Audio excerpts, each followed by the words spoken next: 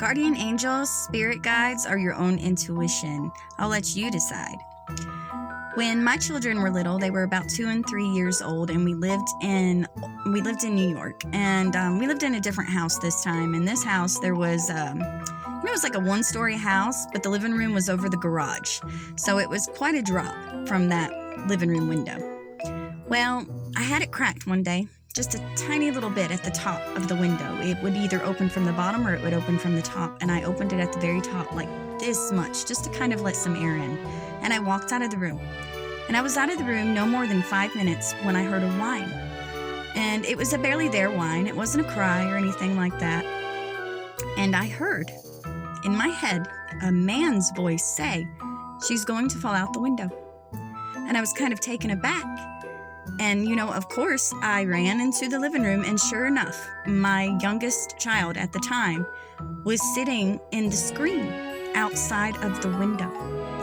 She had fallen out the window and almost fell to her death, but the screen stopped her by just 3 nails, or screws.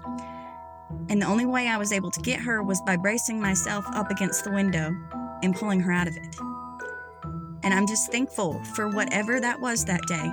And let that be a lesson to new parents. Kids are fast. They are so fast. And the only way for my daughter to have gotten up there was to climb her sister's shoulders and get a boost to have gotten into that window screen. My next story is when I was driving one day. I was driving down a hill, and it was icy. I was taking my youngest at the time to preschool, and I slipped. I was going downhill, and at the bottom of this hill, there was a waterfall, a bridge, and a bunch of trees.